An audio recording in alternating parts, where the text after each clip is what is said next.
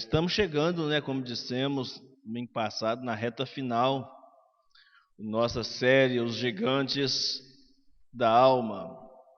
É a nossa penúltima lição, penúltimo estudo. E hoje nós vamos falar sobre um gigante altamente destrutivo, que é ignorado principalmente pelos cristãos, assim como a questão da mágoa, da vingança, a inveja. Quero falar sobre a inveja hoje. Tem criado-se muitos mitos em torno da inveja, mas tem pessoas também que não admitem ter sentimentos invejosos dentro do seu coração e travam a batalha com relação a isso aí.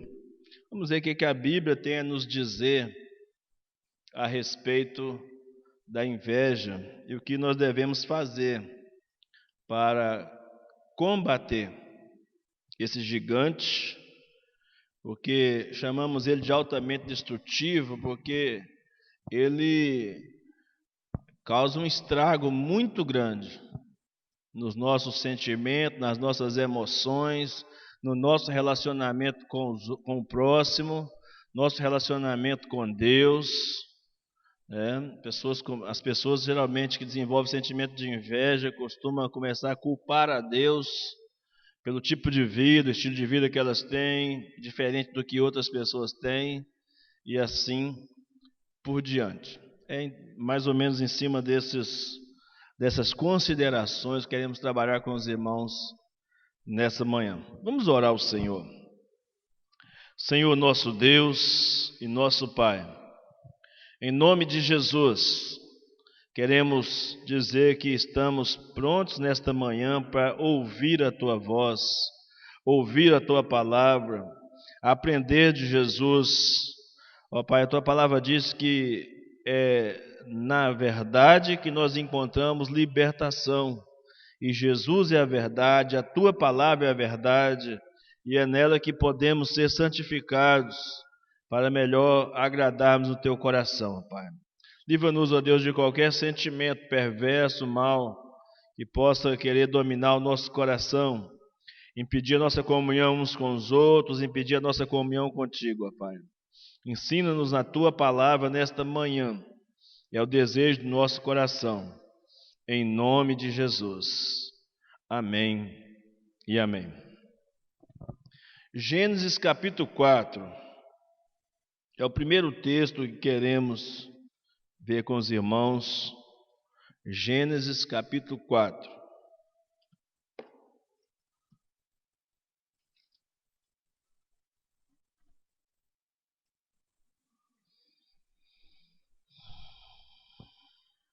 A partir do verso 3.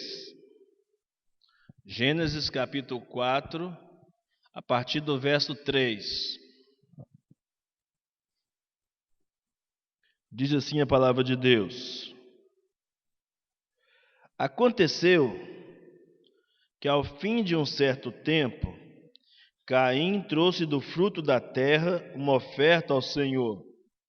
Abel, por sua vez, trouxe das primícias do seu rebanho e da gordura deste. O Senhor se agradou de Abel e de sua oferta, mas de Caim e de sua oferta não se agradou. Caim ficou muito irritado e fechou a cara. Então o Senhor lhe disse: Por que você anda irritado? Por que essa cara fechada? Se fizer o que é certo, não é verdade que você será aceito? Mas se não fizer o que é certo, eis que o pecado está à porta, à sua espera. O desejo dele será contra você, mas é necessário que você o domine. Caim disse a Abel, seu irmão: Vamos ao campo. Estando eles no campo, Caim se levantou contra Abel, seu irmão, e o matou. Esse é o primeiro texto. Quero que os irmãos abram em Provérbios 23, 17.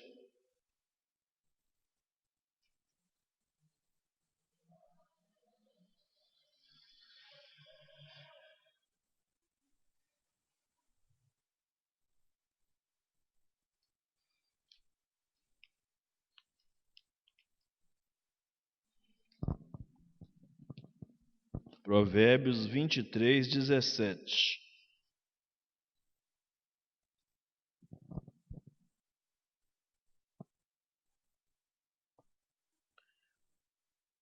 Diz assim a palavra de Deus: não tenha inveja dos pecadores, pelo contrário, persevere no temor do Senhor todo o tempo. Agora, Provérbios 24, versos 1 e 2, depois versos 19 e 20. Provérbios 24, 1 e 2. Não tenha inveja dos maus, nem queira estar com eles, porque o coração deles planeja a violência, e os seus lábios falam para ferir. Verso 19. Não se irrite por causa dos malfeitores, não tenha inveja dos ímpios, porque os maus não terão futuro, e a lâmpada dos ímpios se apagará. Salmo 37.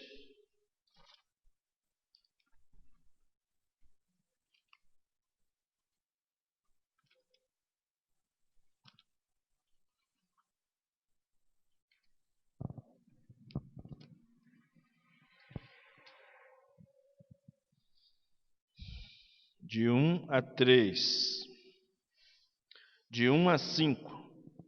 Salmo 37, de 1 a 5. Não se irrite por causa dos malfeitores, nem tenha inveja dos que praticam a iniquidade, pois em breve eles secarão como a relva e murcharão como a erva verde. Confie no Senhor e faça o bem, habite na terra e alimente-se da verdade. Agrade-se do Senhor e Ele satisfará os desejos do seu coração. Entregue o seu caminho ao Senhor, confia nele e o mais Ele fará. E para terminar, porque outros textos nós vamos citando ao longo da palavra, Isaías capítulo 14.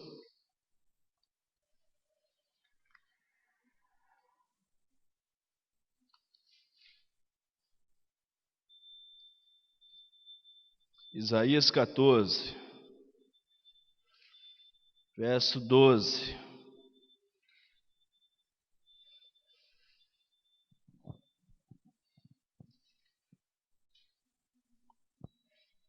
Veja como você caiu do céu, a partir do verso 12. Isaías 14, a partir do verso 12. Veja como você caiu do céu, ó estrela da manhã, filho da alva. Veja como você foi lançado por terra, você que debilitava as nações. Você pensava assim: subirei ao céu, exaltarei meu trono acima das estrelas, e me assentarei no monte da congregação nas extremidades do norte. Subirei acima das mais altas nuvens, e serei semelhante ao Altíssimo. Mas você descerá ao mundo dos mortos, no mais profundo do abismo. Os que virem você olharão atentamente e perguntarão: é este o homem que fazia tremer e que abalava os reinos, que transformava o mundo num deserto e arrasava as suas cidades, que não deixava os seus prisioneiros voltarem para casa?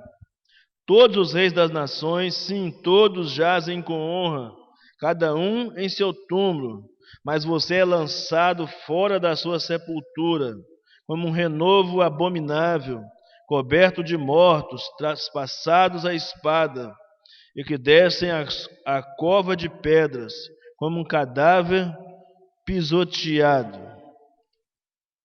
Você não se reunirá com eles na sepultura, porque você destruiu a sua própria terra, matou o seu próprio povo. A descendência dos malfeitores jamais será nomeada. É uma profecia contra o rei da Babilônia, mas que é de consenso entre os estudiosos que seja também uma referência à queda de Satanás, que por invejar a glória de Deus queria usurpar o trono do Senhor. Muito bem, todos esses textos, e entre outros mais, nas Escrituras Sagradas, falam desse gigante altamente destrutivo que é a inveja. E a inveja é considerada, ou está sendo considerada por mim aqui, como um gigante da alma, porque ela aflige assim de uma maneira tão terrível a vida daquelas pessoas que desenvolvem esse caráter invejoso, esse sentimento invejoso, que leva o homem à prática de ações danosas ao seu físico, à sua alma, ao seu relacionamento com Deus e também ao seu próximo, porque muita gente, como na história de Caim, mata por inveja. Mata por inveja. Então é uma coisa assim terrível. E a inveja é um negócio assim tão chato, tão terrível, né? Que a gente tem que aprender a lidar com isso, porque é tido como uma incapacidade. Toda pessoa invejosa, ela declara um atestado de incapacidade, né? De conquistar, de vencer, de ser feliz com o que tem, de desenvolver a arte do contentamento. Então, toda pessoa invejosa, ela desenvolve isso, essa incapacidade e um desejo no coração de que ninguém seja melhor do que ela, porque ela quer ser superior às outras pessoas. Basicamente é isso aí, né? Mas meditando um pouco mais sobre esses males, né, que a inveja produz, precisamos estar conscientes, claros, convictos de que não é um sentimento adequado na vida do cristão e que todos nós devemos procurar meios para afastar tal sentimento do nosso coração. Pastor, mas eu não sou uma pessoa invejosa. Esse é o sentimento que nós temos na maior parte do tempo. Mas pode ser que por algum momento nós somos traídos por nossos sentimentos e queiramos fazer algumas coisas movidas por um sentimento assim. Coisas bobas. Eu me lembro na minha infância de um pessoal que era vizinho, né, que minha mãe comprava uma geladeira, a pessoa queria comprar uma geladeira igual, comprava uma televisão, queria comprar uma igual, né?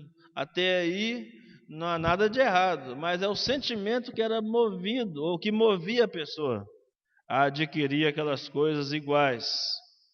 Não é pecado você querer ter um carro bom como o outro tem, né? O problema é você achar que o outro não pode ser feliz e que a felicidade só pode ser sua. É você achar que é uma injustiça o outro está prosperando e você não. É você achar que o outro não tem merecimento das coisas que ele tem ou que ele recebeu de Deus e que você que deveria estar no lugar. No ambiente de trabalho, isso acontece também com muita frequência. Quando alguém é promovido no trabalho e você se julgava ter mais capacidade do que a outra pessoa, você se julgava mais preparado para aquela função e de repente outra pessoa que aos seus olhos aparentemente, e talvez até fosse verdade, não desempenhava um bom papel e essa pessoa era que recebia os louros da vitória, era presenteada, com uma promoção, com algum tipo de prêmio. Então, querendo ou não, nós somos afetados por essas coisas no dia a dia. E o quanto isso nos prejudica na nossa relação com Deus, porque a inveja desagrada a Deus e atrai o juízo de Deus para as nossas cabeças, para as nossas vidas. Então, inveja, se fôssemos definir, inveja, diríamos que é um desejo violento de possuir o bem alheio. O bem alheio. Quando Deus deu os 10 mandamentos, colocou a questão da inveja em último lugar, porque se tratava de algo que partia de dentro para fora e que as motivações exteriores demonstravam quais eram de fato as intenções do nosso coração. Por isso que está lá, no 10º mandamento, não cobiçarás. E é muito claro, a Bíblia usou coisas simples lá. É a linguagem que o povo entendia na época, não cobiçar nem o jumento do próximo. Cobiçar o jumento do próximo talvez fosse a bicicleta de alguém hoje, a moto, o carro, a ferramenta de trabalho.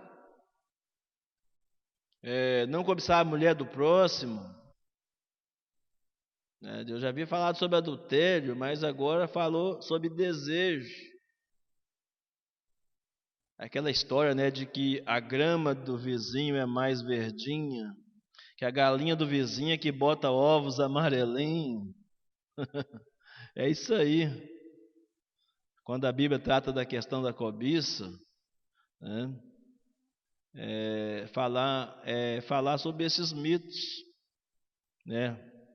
São mitos não no sentido de que são mentirosos, mas de que nós criamos algumas histórias para nos defendermos, para dizer que o sentimento que está no nosso coração é justo. Por isso nós falamos do mito da grama mais verde, do mito da galinha dos vizinhos que bota ovos amarelinhos e etc. Mas o mandamento é claro e objetivo. Em Êxodo 20, verso 17: não cobiçarás. E ponto final. Aí descreve lá todas as coisas, para que aquilo servisse de parâmetro, que a cobiça ou a inveja, que é outro nome dado, a cobiça não deve, não pode, em nenhum momento estar instalado em nosso coração. Então, porque a inveja vai levar o homem a outros males, como aconteceu com Caim. Ao invejar do seu irmão, acabou matando o seu irmão, para poder, quem sabe, ocupar o lugar do seu irmão na preferência de Deus. Mas não acontece isso. É igual quando alguém tem um problema de relacionamento conjugal e vai matar a outra pessoa que é o opositor, talvez. Ou então quando o homem dá aquelas crises, que diz assim, não é minha, não vai ser de mais ninguém. E aí não vai ser dele também. E aí ele vai o quê? Vai para a cadeia. Não vai poder, ele não vai ser dele também, e ele também não vai poder ser de mais ninguém, pelo menos em tese. Se as leis funcionassem perfeitamente bem, aqui no Brasil deveria ser assim. Mas a lei divina, Deus não está alheio a essas coisas que acontecem no dia a dia. Então, a inveja, irmãos, conhecendo um pouco mais sobre ela, nós observamos que ela é um produto de disputas insensatas, ou seja, loucuras, não faz o menor sentido esse tipo de competição humana. E que pode acontecer, às vezes, até dentro da igreja, dentro da família, no local de trabalho, como nós falamos. O apóstolo Paulo, então, quando ele escreveu a sua primeira carta a Timóteo, ele falou sobre isso, ele alertou que a inveja era um sentimento de pessoas cheias de presunção. Está lá em 1 Timóteo, capítulo 6, versículo 4, né? Quando Paulo diz que havia algumas pessoas pervertendo o ensinamento da palavra de Deus, inventando novidades que não levavam a uma vida santa e piedosa. Eram pessoas soberbas. Paulo diz isso aí. E diz o seguinte: eles deliram acerca de questões e contendas de palavras que provocam invejas, maldades e questionamentos vazios. Numa linguagem bem popular, isso que Paulo está querendo dizer em 1 Timóteo 6, verso 4. Então, às vezes, irmãos, a inveja, por isso que eu estou dizendo que às vezes a pessoa não admite a inveja. Porque às vezes a inveja nasce de uma conversa simples. Olha o perigo. Às vezes, sem você perceber, a inveja começa de uma conversa simples. Alguém resolve contar uma bênção. Aí está conversando com você, está te contando uma bênção, e você não consegue se alegrar com a bênção do outro. E você começa a indagar para si mesmo e depois indagar a Deus. Por que o outro consegue ser abençoado e você não? E você então é aqui entre os famosos ladrões de alegria. Você que conta a benção para o irmão. Ô irmão, eu comprei um carro aqui, tá? Ih, irmão, esse carro não é bom não. Esse carro bebe muito, esse carro dá muita oficina. Esse carro é assim, esse carro é assim. Então, você não ficou feliz com o sucesso do irmão. E a maneira que você tem parece boa, né? De preocupar com o irmão. Diz, ô irmão, o irmão comprou um carro, mas realmente esse carro não é bom. Esse carro vai dar prejuízo para você. Olha, carro é outra família. Isso aí, tem que cansar de ouvir esse negócio, né? As pessoas não falam sobre o conforto, sobre o bem-estar que o carro produz. As pessoas não falam sobre o ir e vir que facilita a sua vida, não é verdade? Trazer as compras de casa. Eu sei o que é isso. Quantas vezes eu vim trazer compra nas mãos? Chegava aqui morrendo naquela pracinha ali, gritando pro Jonathan: Jonathan, vem cá me ajudar, me socorre. A sacolinha já cortando os dedos, e agora eu posso pôr dentro do carro minhas compras e trazer para casa. Mesmo sendo um carro velho. Mas a pessoa fala: puxa vida, esse carro não é muito bom não, isso dá uma oficina que não é uma brincadeira, viu? Ou então tem aquele outro que fala: puxa vida, como é que você conseguiu? Como é que você conseguiu esse negócio? Geralmente, acho que não acontece aqui não. Acho que não acontece em Timóteo, não. Isso acontece só na França, né? Na França que acontece isso. Quando a pessoa começa a prosperar, a pessoa logo fala: ou está roubando ou está vendendo droga. Ninguém fala se o cara é bom administrador, se está aprendendo, está trabalhando demais, se está tendo lucro nos negócios. Ninguém consegue falar essas coisas. A primeira coisa que vem é a maldade na cabeça das pessoas, com relação à prosperidade e à felicidade do outro. Outras vezes, a inveja vai brotar de uma situação vivenciada por alguém, né? Por exemplo, duas jovens que sentem simpatia pelo mesmo rapaz. Olha só, duas jovens sentem simpatia pelo mesmo rapaz. Aí o rapaz escolhe uma das duas para casar, porque não pode casar com as duas. Ainda que ele quisesse, tivesse simpatia pelas duas, não poderia. Aí ele escolhe uma para casar. A outra não perde a esperança, mesmo sabendo que o outro já escolheu a companheira, a colega. Vai fazer o quê? Começa a criar situações para dificultar o relacionamento do casal. Começa a criar barreiras, faz uma disputa insensata, carnal. Fica aquelas maquinações maquiavélicas, né? A pessoa fica planejando algum tipo de arapuca para destruir a vida da outra pessoa. Eu estou dizendo aqui do namoro, poderia ser outra coisa também. Poderia ser num trabalho, né? Você fica sabendo de uma promoção, aí você, sem querer, né? Por isso que algumas pessoas dizem que você não deve contar os seus sonhos, seus segredos.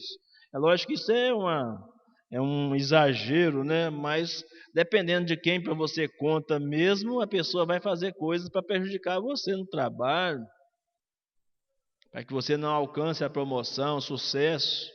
Então, às vezes é melhor você contar para Deus mesmo. Tem até uma música que fala sobre isso, né? Você contar para Deus seus sonhos, seus projetos. Então, porque tem gente que vai trabalhar contra, porque não consegue suportar a felicidade. Outra coisa a destacar sobre a inveja, que a inveja ela é um produto de uma mente carnal. A inveja é obra da carne, não é fruto do Espírito Santo. E cometer a inveja ou cometer a cobiça é quebrar o mandamento da lei de Deus. É desrespeitar a ordem que Deus nos deu. Porque o mandamento é um princípio básico para vivermos bem com as pessoas. É não desenvolver um sentimento cobiçoso, um sentimento invejoso dentro de nós. Então, quando você não consegue se alegrar com o sucesso do outro, e você começa a medir o sucesso do outro pelo fracasso dos seus negócios, então você acaba desenvolvendo esse sentimento invejoso no coração sem perceber e sem admitir muitas vezes, que é o mais grave, porque é uma obra declaradamente da carne. A inveja é fruto de falta de espiritualidade sadia, de relacionamento correto com o Espírito Santo de Deus. O apóstolo Paulo, em 1 Coríntios capítulo 2, versículo 16, na parte B, ele diz que nós temos a mente de Cristo. Então nós como cristãos temos que aprender a pensar como Cristo pensa, como Cristo agiria. Diante dessas situações que nós somos abordados, né, no dia a dia, né, Paulo chegou a chamar os coríntios, embora possuísse todos os dons espirituais, Paulo chegou a chamá-los de carnais, porque ele disse que havia dissensões, havia conflitos, invejas, contendas entre eles, e Paulo os chama então de carnais. Então, nós sabemos que toda atitude nossa como ser humano, primeiro brota dos nossos pensamentos. Tem início na nossa mente, tem início no nosso pensamento.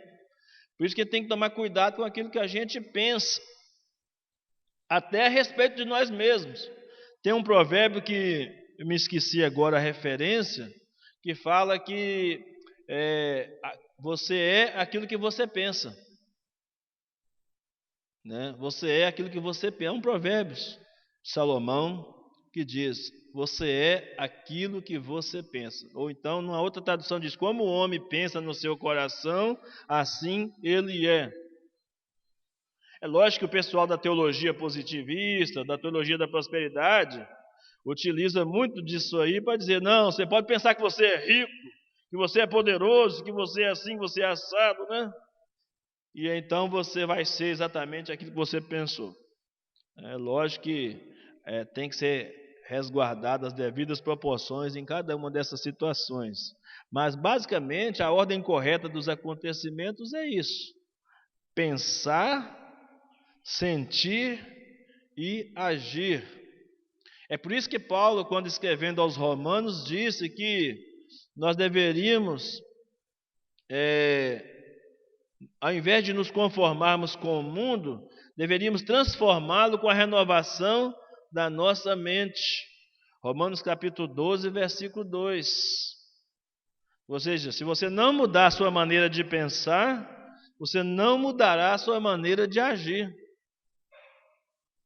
Se você continuar pensando como um ímpio, você vai continuar agindo como um ímpio. Se você continuar pensando como o mundo pensa, vai continuar agindo como o mundo age, nos seus negócios, na sua vida pessoal, na sua vida familiar.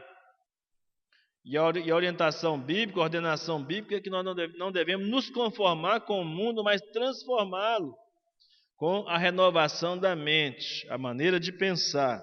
Renovação da mente é metanoia, né? Mudança de pensamento, mudança de mente. Isso é você buscar um desenvolvimento pessoal, buscar um desenvolvimento espiritual, para que os seus pensamentos estejam conectados com a vontade de Deus para a sua vida. Conectados com a vontade de Deus para a sua vida.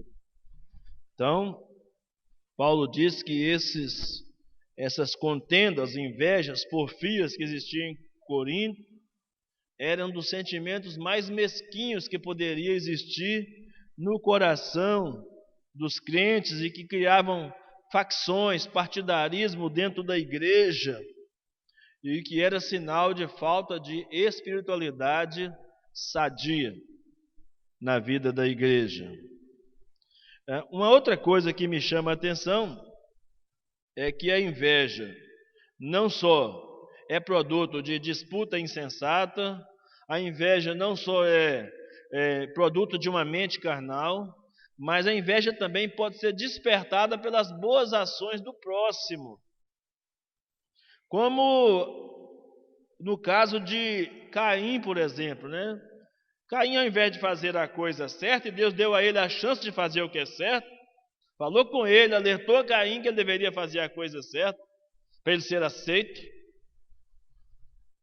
mas ele preferiu fazer errado, fazer a coisa errada. Então, a boa ação de Abel despertou o que havia de pior em Caim, ao invés de despertar em Caim o melhor. Mas não é porque havia alguma coisa errada na boa ação de Abel, é porque o coração de Caim era perverso, era mau, não era obediente, não era ensinável, né? Aconteceu também com José, né? Os irmãos de José, ao ver o bom tratamento que Jacó dava a José, os irmãos deles invejaram dele isso. Não estou nem questionando aqui se o pai estava certo, se o pai estava errado. Nós já usamos o exemplo dos irmãos de José quando diz respeito à vingança. Essa vingança foi produzida por causa de um sentimento de inveja que desenvolveu no coração deles. Um outro caso muito típico, muito mencionado, é o caso de Saul com relação a Davi. Olha só, Saul, nem a inveja, irmãos, faz a pessoa ficar com um raciocínio distorcido. Saul era o rei de Israel. Ele estava no posto mais alto que alguém poderia ter naquela nação. Mas um simples canto das mulheres, Saul derrubou 1000 e Davi derrubou milhares, aquilo ali foi uma gota d'água. Espera aí, eu que sou o rei aqui, o homem tentando mais reconhecimento do que eu, que negócio é esse? E por isso ele procurou. Davi estava defendendo o exército de Israel, Davi estava a serviço do rei. Ele estava a serviço do rei, ao invés dele se alegrar, puxa vida, o cara é bom mesmo, meu soldado, é bom mesmo. Em vez dele se alegrar com o sucesso de Davi, como as pessoas estavam se alegrando, ele usou a comparação negativa que fizeram em relação a ele e Davi, a comparação para querer matar, destruir, para nutrir uma inveja desmedida contra Davi. Também nós tivemos na Bíblia o exemplo dos príncipes da Babilônia chamados sátrapas, né, que invejaram de Daniel e fizeram de tudo para tentar destruir a vida de Daniel, até jogá-lo na cova dos leões e etc. O apóstolo Paulo também menciona que foi vítima da inveja, porque fazia o bem. Os judeus invejavam o apóstolo Paulo, né?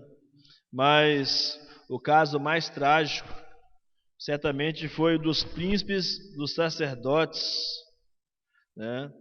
Que invejaram a Jesus de tal maneira que o levaram à morte. É lógico que a gente sabe que, espiritualmente falando, Jesus foi levado à cruz por causa dos nossos pecados. Não foram os romanos, não foram os judeus, não foram os soldados, foram nossos pecados. E mais do que isso, como nós vimos na pregação aqui domingo passado à noite, foi o próprio Deus que se agradou de esmagar a Cristo na cruz em nosso favor para a justificação dos nossos pecados. Deus se autopuniu. Deus se autopuniu na cruz para que nós pudéssemos ser livres. Mas do ponto de vista histórico, foi uma ação invejosa daqueles sumos sacerdotes que achavam que Jesus ia atrapalhar os negócios deles, porque eles usavam a religião para benefício pessoal, usavam a religião para poder levar vantagem sobre as pessoas. Então eles achavam que Jesus, então, seria um desmancha-prazer. E como Jesus estava sendo aclamado pelas multidões, eles começaram a ter inveja de Jesus. Agora, quais são as consequências de tudo isso? Que é uma coisa que a pessoa que está desenvolvendo um espírito invejoso, ela não pensa é nas consequências. O que isso vai dar, né? Então as pessoas não avaliam o quanto a inveja é prejudicial para as suas vidas. Não avaliam. Só pensa em alguma forma de... Ela acha que tentando destruir a felicidade do outro, ela vai conseguir alcançar a felicidade pessoal. E aí é um grande engano que a pessoa entra, né? Porque se ela destruir a felicidade de outra pessoa, ela vai continuar miserável, desgraçada do mesmo jeito. Às vezes até pior, porque pode ser preso, se ela for algumas vias de fato, né? Perde a amizade daquela pessoa. Se é uma coisa que acontece na família, a pessoa fica meio que sendo aquela pessoa que a família tem certas restrições com ela. Se é na igreja, a pessoa acaba sendo... As pessoas começam a não querer ter comunhão com aquele irmão, com aquela irmã, porque o irmão e a irmã sempre dão uma palavra para trás, uma palavra negativa. Como é que você vai ter comunhão com um irmão desse na igreja? Então vai trazer uma série de consequências que a pessoa inicialmente não pensa nelas. Então a inveja, primeiro, atrai influências más. A inveja vai trazer consigo, né? Toda pessoa invejosa, geralmente ela é mal-humorada, acorda de mal com a vida. Toda pessoa invejosa, ela não consegue ver felicidade. Quem está de bem com a vida, até num dia nublado e chuvoso, ela consegue enxergar a beleza. Guarde isso no coração. Quem vive de bem com a vida, quem vive em paz no seu coração, desenvolve uma espiritualidade sadia, até num dia nublado e chuvoso ela consegue encontrar beleza, satisfação. Mas quem vive de mal com a vida, ela não consegue encontrar beleza e satisfação em nada. Se está assim, está frio demais, está feio demais, está nublado demais. Se o sol está quente demais, está calor demais. Ela nunca está satisfeita com nada. Aí ela não faz nada. Ou porque está frio demais, ou porque está quente demais. Não faz. Então ela começa a sofrer influências más desse sentimento mal que começa a dominar o seu coração. A pessoa invejosa, ela adoece com mais frequência. Está provado já pela psicologia, né, pela psicanálise, por outras ciências, que a pessoa invejosa, geralmente quando você bate com uma pessoa dessa num consultório de psicologia, de psicanálise, ou mesmo na medicina convencional, se o médico, se o psicólogo, o psicanalista for expert, né, ele vai logo perceber que tem ali alguma coisa de inveja atrapalhando aquela vida e aquela saúde. A pessoa fica sujeita a crises nervosas, a mau humor, insatisfação, sentimento de inferioridade, desconfiança das outras pessoas, e o caráter fica deturpado, essa pessoa. Outra coisa, não só influência má, o livro de Provérbios, por exemplo, diz que a inveja vai abrindo portas para não só essas que nós mencionamos, mas muitos outros tipos de doenças na vida da pessoa. Inclusive o câncer, né? Pode ser produzido na vida de alguém por causa de inveja. Isso não quer dizer que todo câncer é por causa de inveja. Não confunda as coisas. Porque aí existe uma série de fatores genéticos, alimentares, emocionais, uma série de outras coisas, né, que pode acontecer para uma pessoa vir ter algum tipo de doença. Eu falei câncer, mas poderia ser qualquer outro tipo de doença. Mas olha o que Salomão diz aqui em Provérbios 14, verso 30. Provérbios 14, verso 30. Olha o que Salomão diz aí. O coração com saúde é a vida da carne, mas a inveja é podridão dos ossos.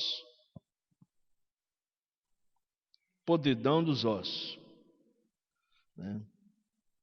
Pode ser até uma osteoporose, né? Quem sabe? Tem muita coisa envolvida, né, por trás da inveja. Por quê? Porque a inveja em si já é uma terrível enfermidade. A inveja é uma enfermidade da alma. É um sentimento perverso no coração. Então, Salomão fez essa comparação entre um coração bom e um coração invejoso.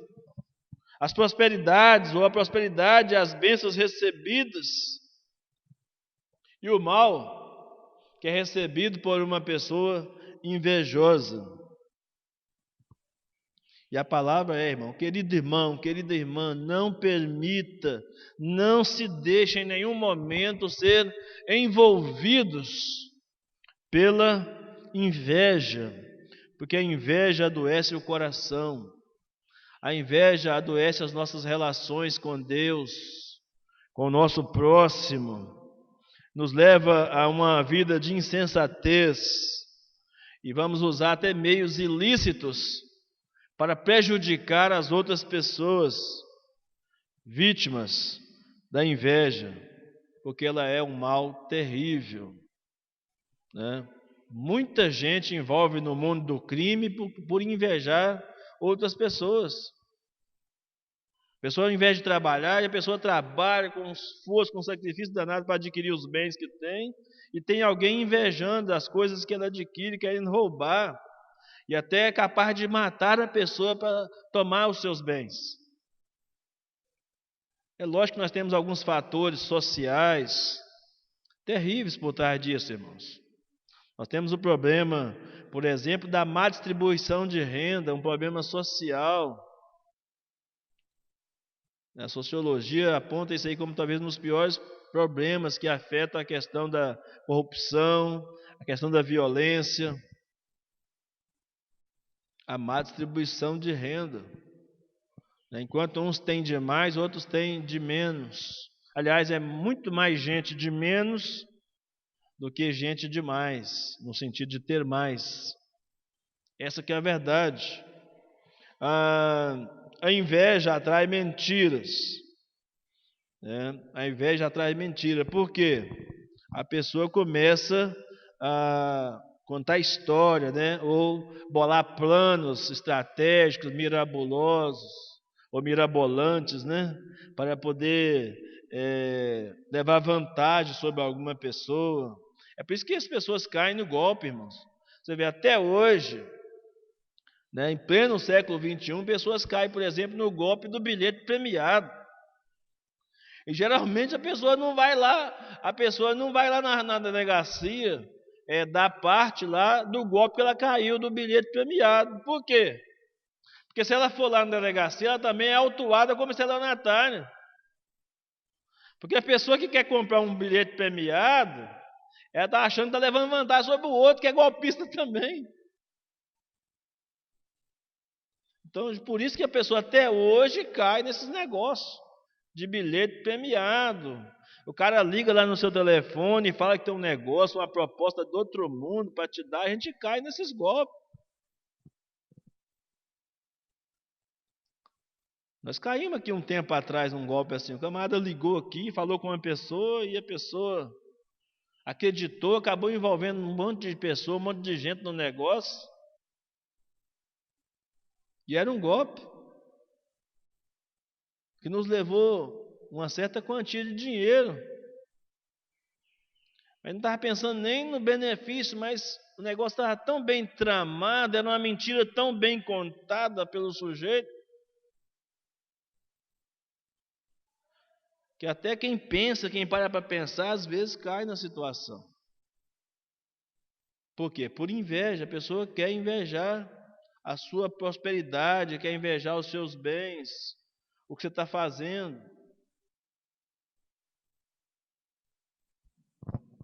Aí tem aquele negócio do sequestro também, Fala que sequestrou um filho seu e não sei o que, etc e tal. E é coisa assim, A inveja atrai esse tipo de coisa. E a pessoa está lá preso já por causa disso e continua articulando e fazendo mal, planejando mal o tempo inteiro, porque ela não consegue imaginar, admitir que ela tem que trabalhar para conseguir o que o outro conseguiu também. E na vida cristã, para nós que somos crentes em Jesus Cristo, a inveja é perniciosa porque ela pode trazer calúnia, podemos caluniar as pessoas, podemos usar a nossa língua para difamar as pessoas. Tiago, por exemplo, em Tiago 1,26, ele diz: se alguém entre vós cuida ser religioso, refreia. Se alguém entre vós deseja ser religioso, refreia a sua língua.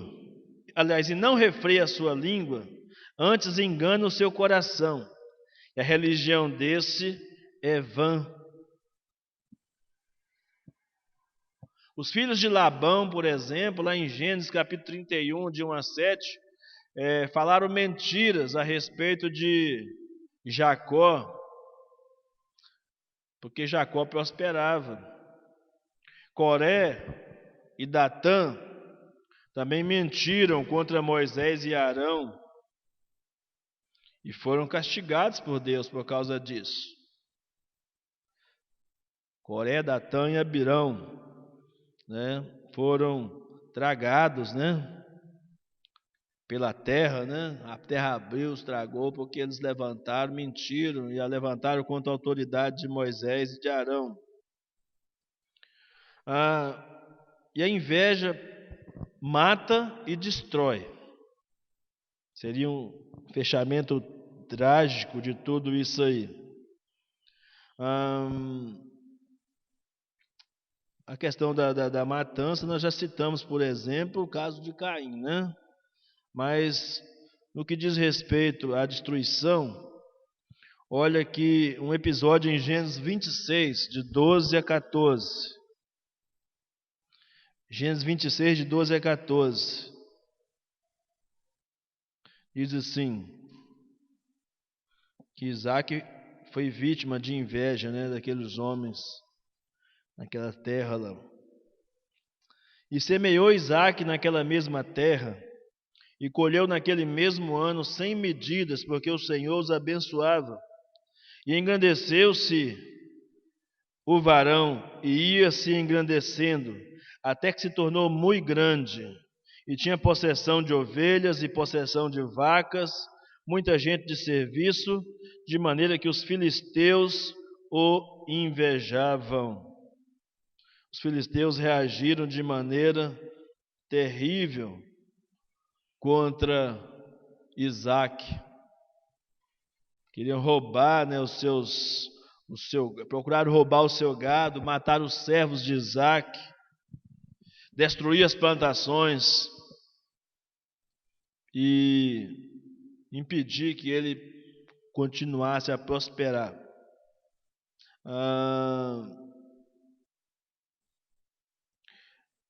E por último, eu quero destacar para os irmãos o que a Bíblia nos adverte a respeito da inveja, para a gente terminar essa fala aqui sobre a inveja. Primeiro, a Bíblia diz que a inveja é própria de ímpios.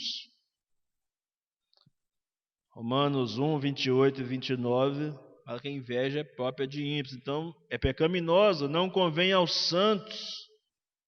E quem pratica a inveja está desviado da vontade, do propósito de Deus. Salmo 73, versos 2 e 3. O cristão não pode ter inveja dos homens maus e perversos. Nós citamos Provérbios 24, né, versos 1 e 2, 19 e 20, Salmo 37, que a Bíblia fala que nós não podemos ter inveja dos maus e dos perversos. Tudo aquilo que o invejoso possui é vulnerável e passageiro. Está lá em Provérbios 24, 19 e 20. As riquezas que permanecem são as riquezas espirituais, reservadas para os filhos de Deus. Gálatas capítulo 4, versículo 7. Tito, capítulo 3, versículo 7. As riquezas que permanecem são as espirituais, que são reservadas somente para os filhos de Deus. Então, o que fazer? O que a Bíblia nos orienta a fazermos? Duas coisas precisamos fazer com urgência para combatermos o sentimento e esse pecado da inveja em nossas vidas. Primeiro, contentarmos-nos com o que temos. Sermos agradecidos a Deus com o que nós temos. Não quer dizer que nós não podemos lutar, batalhar para ter mais. Mas ter mais, devemos ter mais de maneira digna. Você, para poder fazer a sua estrela brilhar, não precisa apagar a estrela de ninguém. O problema do invejoso é que ele quer brilhar apagando a estrela do outro. Esse é que é o problema. Não há problema em prosperar. Não há problema nenhum em ser bem-sucedido. O problema é você querer ser bem-sucedido e prosperar às custas da derrota e da destruição do outro.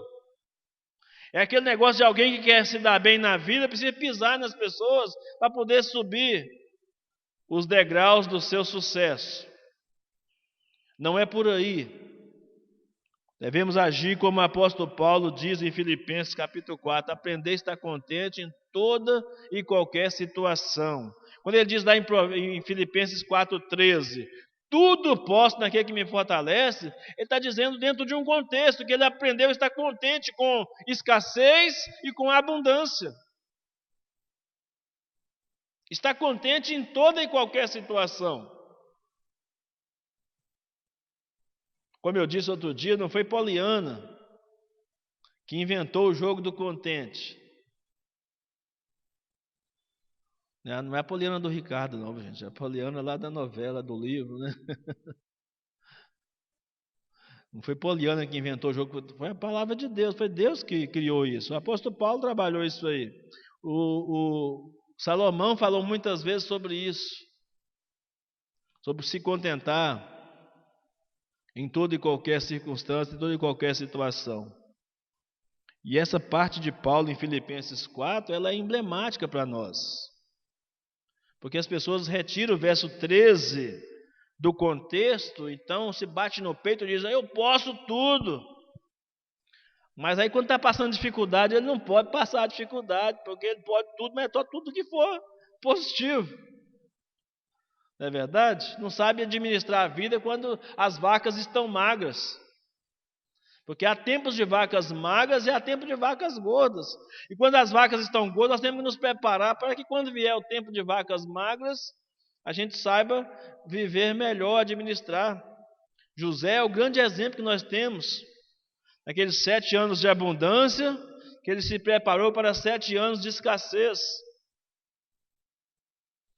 Então, se alguma coisa estiver dando errado na minha vida, na sua vida, não cabe a nós culpar a Deus e nem ao outro, por causa dos nossos fracassos, das nossas escolhas erradas. Nós temos que ver onde nós temos errado para consertar o nosso erro de caminhada, na caminhada cristã e na caminhada da vida de um modo geral. Então essa é a primeira coisa que precisa ser colocada para nós: contentar-se em toda e qualquer situação.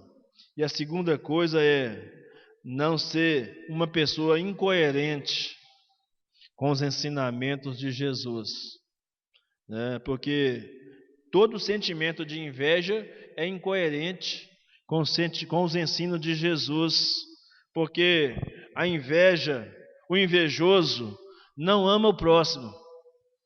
E a Bíblia nos ordena que devemos amar ao próximo como a nós mesmos. Jesus disse em Mateus 7, versículo 12, né? Tudo que você quiser que os homens vos façam, fazei vós também a eles, porque disso depende a lei e os profetas. Tudo que você quiser que os homens vos façam, fazei vós também a eles. Disso depende a lei e os profetas. Então, você não vai querer o mal para alguém, porque você vai querer que as pessoas te façam exatamente, você deve fazer com as pessoas exatamente o que você gostaria que fizesse com você. Você vai tratar as pessoas do jeito que gostaria que ser tratado. Por isso que o caminho é o caminho do amor. E o caminho do amor elimina o sentimento da inveja, que pode brotar dentro do nosso coração. Então, que Deus nos ajude, irmãos, a admitir para Deus que nós somos tentados algumas vezes a invejar, sim. Somos tentados, mas que nós possamos recorrer ao Senhor, pedir a Ele graça necessária para nós vencermos qualquer sentimento mau e perverso que tente brotar dentro de nós e derrotarmos esse gigante que, se nós vacilarmos, pode impor grande derrota a nós. Podemos ficar acuados, como o povo de Israel ficava acuado diante das ameaças do gigante Golias. Se nós não tratarmos desses gigantes que tanto atormentam a nossa alma e tentam atrapalhar a nossa relação com Deus e com nossos irmãos, com a nossa família, com o nosso próximo, de um modo geral. Não tenha inveja de nada, não tenha inveja de ninguém, não guarde esse sentimento mau, não nutra isso no seu coração, antes lance todo o sentimento, todo o pensamento cativo à obediência de Cristo Jesus, porque não vale a pena. As consequências são terríveis para quem insistir em viver uma vida na contramão do ensinamento de Jesus Cristo. Então, elimine a inveja do seu sentimento, do seu coração, das suas relações pessoais, interpessoais, e pede a Deus graça para você se contentar com o que você tem e para você lutar para adquirir as coisas que você quer, sem necessariamente ter que destruir ninguém no desenvolver da sua caminhada. Amém? Que Deus nos abençoe, nos ajude a entender essa palavra.